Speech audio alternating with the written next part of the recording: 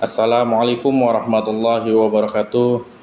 Bagaimana kabarnya semuanya? Semoga dalam keadaan sehat walafiat serta selalu berbahagia. Kembali lagi dengan saya Ahmad Farid Anwar. Di sini saya akan menjelaskan materi pembelajaran hukum keluarga Islam. Di sini saya akan menerangkan mengenai sub CPMK 2.1 yang terdiri dari pengertian hukum keluarga Islam, lalu ruang lingkup hukum keluarga Islam, tujuan hukum keluarga Islam, dan sumber hukum keluarga Islam.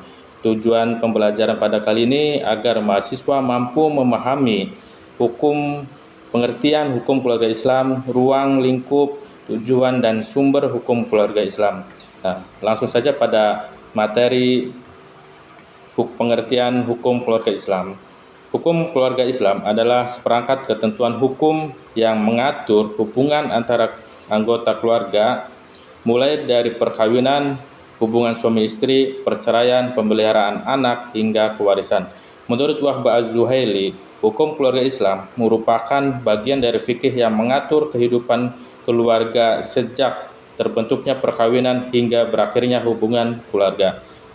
Di Indonesia, hukum keluarga Islam juga diatur di dalam Undang-Undang Nomor 1 Tahun 1974 tentang perkawinan sebagaimana diubah dengan Undang-Undang Nomor 16 Tahun 2019.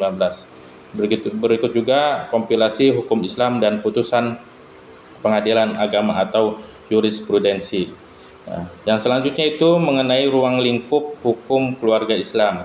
Ruang lingkup hukum keluarga Islam itu meliputi satu, perkawinan yang terdiri dari peminangan, hukum, rukun dan syarat nikah, wali nikah, dan mahar. Yang kedua, hubungan suami istri yang terdiri dari hak dan kewajiban suami, hak dan kewajiban istri. Yang ketiga, perceraian yang terdiri dari talak, cerai gugat, khulu, fasakh, dan rujuk. Yang keempat, akibat perceraian yang terdiri dari nafkah anak, adonah, harta bersama. Dan yang terakhir itu kewarisan dan perwalian. Lalu yang selanjutnya, tujuan hukum keluarga Islam. Tujuan utama hukum keluarga Islam adalah mewujudkan keluarga yang sakinah, mawadah, warahmah. Tujuan lainnya adalah hukum keluarga Islam tidak hanya mengatur dalam keluarga, tetapi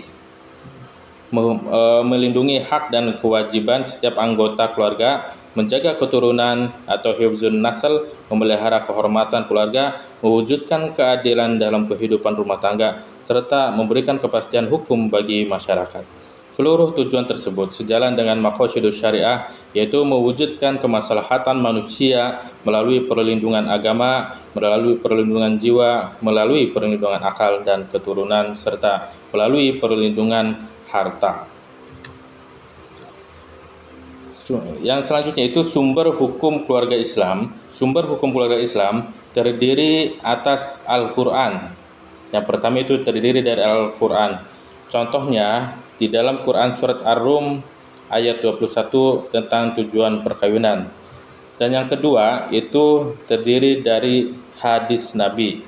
Misalnya hadis mengenai hak dan kewajiban suami istri, sebagaimana telah diriwayatkan oleh At-Tirmizi yang berbunyi, sebaik-baik kalian adalah suami yang paling baik terhadap istrinya, dan aku adalah yang paling baik di antara kalian terhadap istriku.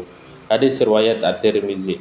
Yang ketiga itu ada ijma. Ijma adalah kesepakatan para ulama mengenai hukum tertentu.